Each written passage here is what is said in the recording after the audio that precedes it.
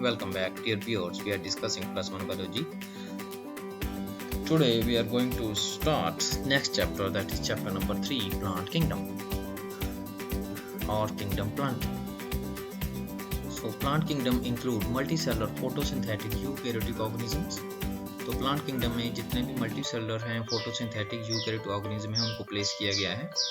The kingdom Plantae include algae, bryophytes, pteridophytes, gymnosperms and angiosperms.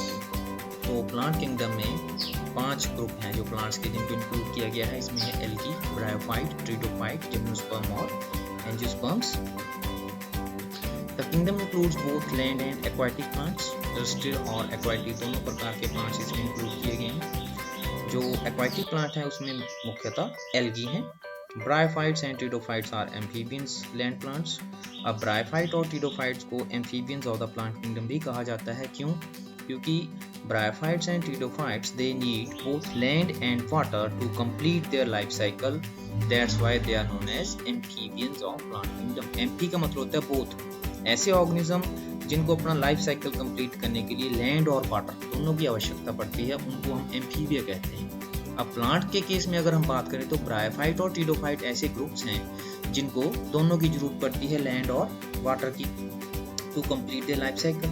इसलिए bryophytes और pteridophytes को amphibians of the plant kingdom कहा गया है. ये बहुत इंपॉर्टेंट क्वेश्चन है, कई बार एग्जाम में पूछा जाता है. Gymnosperms and angiosperms are true terrestrial plants.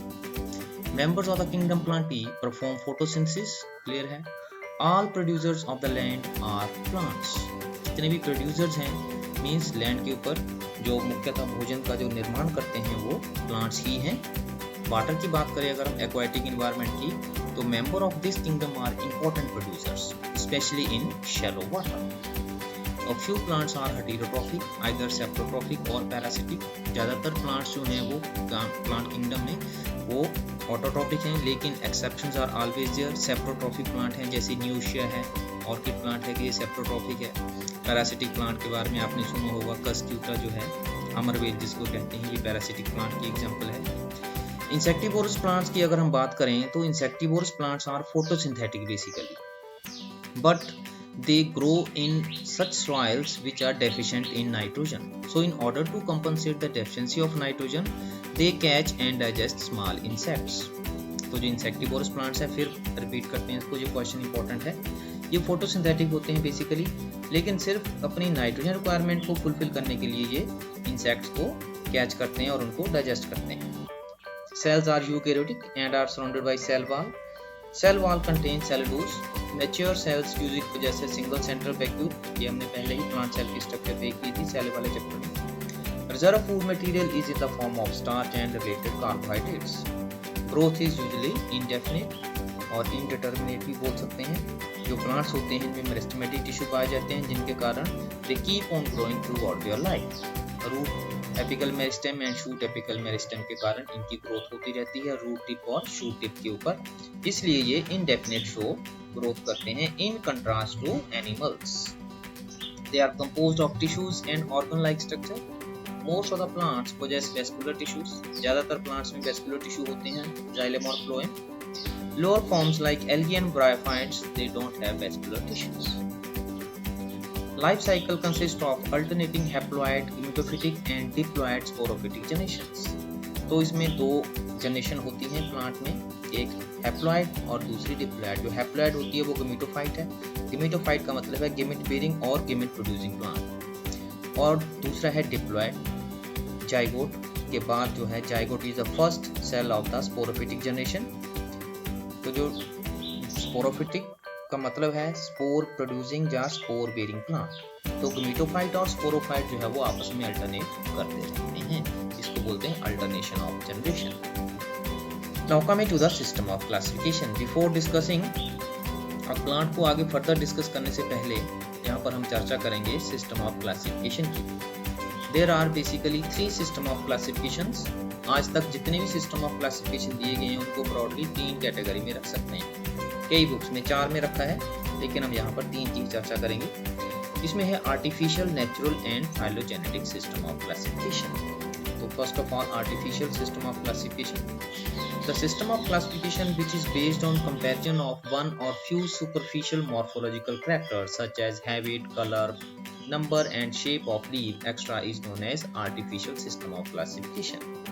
तो सिंपली है आर्टिफिशियल सिस्टम ऑफ क्लासिफिकेशन ऐसा सिस्टम है क्लासिफिकेशन का जिसमें हम एक या दो करैक्टर के आधार पर, वो भी मॉर्फोलॉजिकल करैक्टर जो होते हैं, एक्सटर्नल अपीयरेंस जो होती है जैसे हैबिट है, कलर है या नंबर है, शेप है लीव्स की, इसके कंपैरिजन के आधार पर हम ऑर्गेनिज्म जो है, प्लांट्स हुए हैं, उनको हम क्लासीफाई कर देते हैं। तो सिंस इसमें बहुत ही कम करैक्टर को कंसीडर किया जाता है, इसलिए ये जो सिस्टम ऑफ क्लासिफिकेशन है ये इतना अच्छा नहीं माना जाता है। लेकिन शुरुआत यहीं से हुई थी।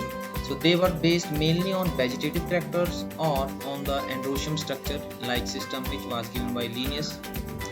They separated the closely related species since they were based on a few characters. तो इसका ये ड्रॉबैक है मुख्य, क्योंकि ये एक या दो करैक्टर के ऊपर ही बेस्ड है, इसलिए जो क्लोजली रिलेटेड स्पीसीज है उनको अलग अलग रखा गया था इस सिस्टम के अनुसार, जो कि ये मुख्य इसका ड्रॉबैक है।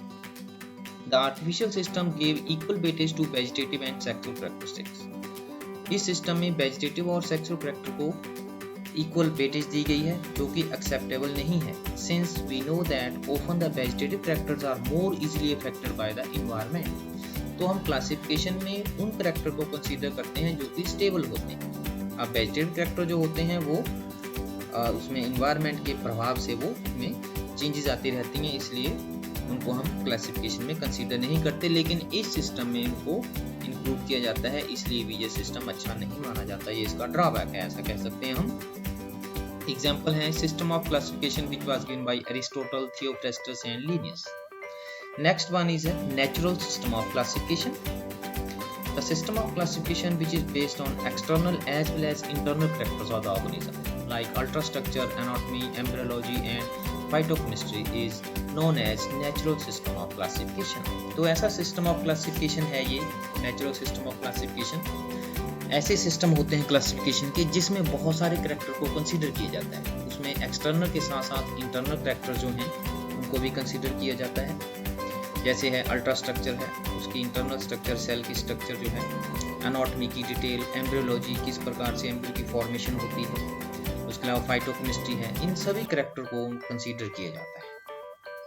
They are based on natural affinities among the organism। तो नेचुरल रिलेशनशिप के ऊपर ये सिस्टम बेस्ड होते हैं। Such a classification for flowering plant was given by George Bentham and Joseph Dalton Hooker।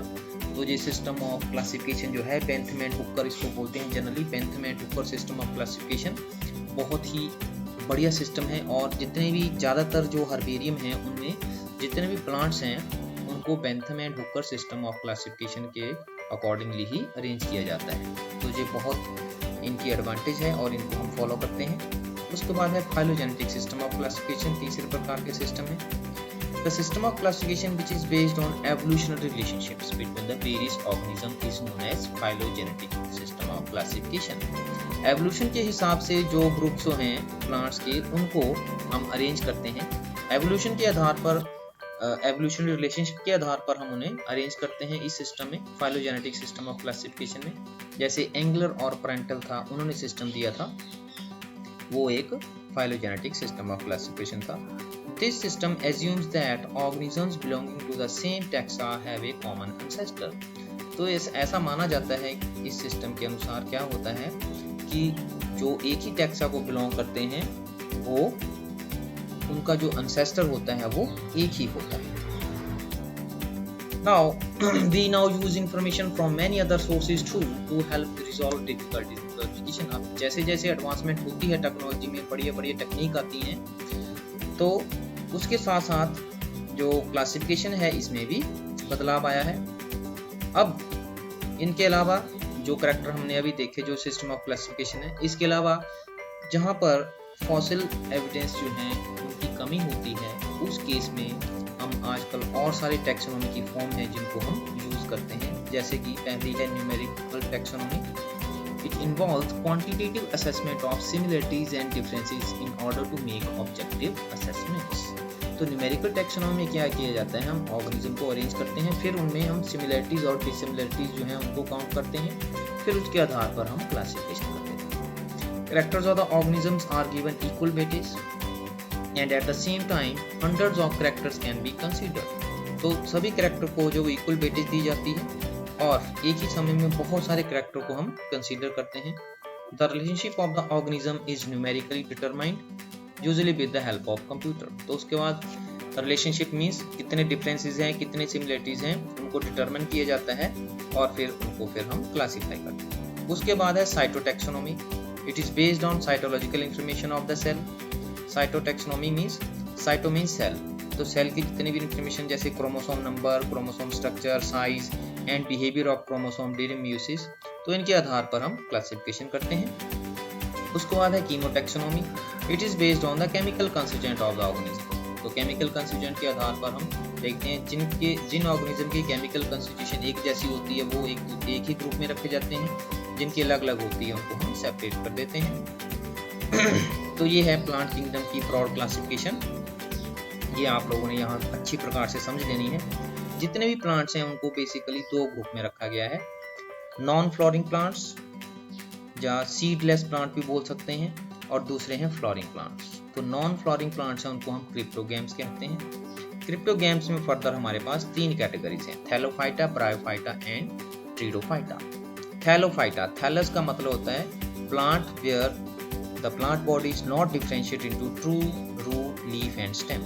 Thallus like body है means इसमें हमारे पास एल्गी, बैक्टीरिया और फंजाई है. वैसे तो अब फंजाई को अलग रखा है, बैक्टीरिया को भी किंगडम मोनेरा में रखा है, तो यहाँ पर प्लांट किंगडम में एल्गी ही है, फंजाई किंगडम अलग करने की. और ये एक जनरल क्लासिफिकेशन है, आपने अपने माइंड में रखनी है. उसके बाद ब्रायोफाइट्स हैं, इसमें लिवरवर्ट्स और मॉसिस हैं, और जितने भी फर्न्स हैं उनको हमने ट्रीडोफाइट में रखा गया. इन ब्रायोफाइटा और ट्रीडोफाइटा और थैलोफाइटा में सीड फॉर्मेशन नहीं होती. उसके बाद है फेनेरोगेम्स मींस सीड बेयरिंग प्लांट्स. इसमें हमारे पास दो कैटेगरीज हैं, जिम्नोस्पर्म एंड एंजियोस्पर्म. जिम्नो का मतलब होता है नेक्ड, स्पर्म का मतलब है सीड. ऐसे प्लांट्स जिनके सीड जो है वो नेक्ड होते हैं, सीड तो होते हैं लेकिन नेक्ड होते हैं, means they are not enclosed inside the ovary. और एंजियोस्पर्म का मतलब ऐसे प्लांट्स जिनमें जो सीड्स होते हैं they are enclosed inside the ovary. Angiosperm की बात करें तो इनको फर्दर हम दो ग्रुप्स में बांट सकते हैं, मोनोकोटिलेडोनस प्लांट्स और डाइकोटिलेडोनस प्लांट्स.